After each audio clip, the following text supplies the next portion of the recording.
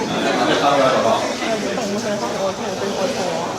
啊，有啲凍啦，可唔可以整外套啊？唔該你。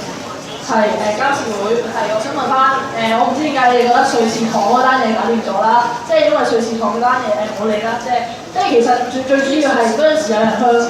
監事會投訴瑞士糖單嘢啦，咁佢本身話會開聽證會啦，但係因為學生會俾呢一個叫做所謂合理嘅解釋，所以最後冇召開咗呢個聽證會嘅。咁其實我想問，究竟咩叫做合理咧？我唔知啦。咁同埋你一開頭就會講過話你而家權力係大咗啦，因為收張咗啊嘛。咁你會唔會即係唔會等人投訴你先去立案去監測學生會咧？而係真係每次學生會有啲咩大活動啦，你真係會主動去監測呢個學生會咧？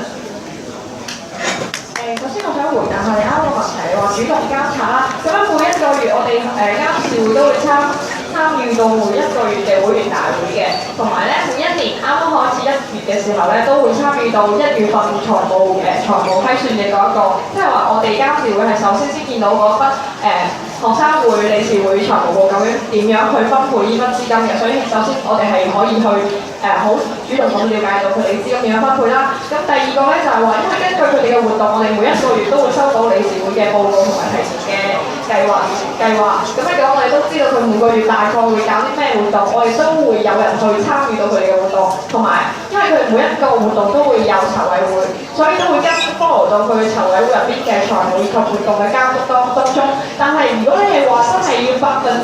可以做到話100%監督到所有嘅話，我真係可以同你講就係話，未必暫時嚟講未必可以做到咁多。但係我哋會盡量，因為人手有限，監事會得5個人，我哋每一個人都分配咗佢唔同嘅任務，其實已經係做嘅嘢都係有限嘅啫。但係我先翻同你講嘅話，就係我哋監事會而家係有招幹事，即係話都有招其他嘅第一大嘅同學，希望可以利用唔同嘅同埋新嘅幹事嚟幫手，可以做到更多嘅監督活動咯。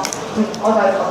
我想問一問，咁你每個月即係開完會之後，你會唔會做翻一個表出嚟，即係兩種嗰個報告出嚟話俾學生聽，我哋有監察過，即係我哋發現冇問題，所以先可以咁樣咧？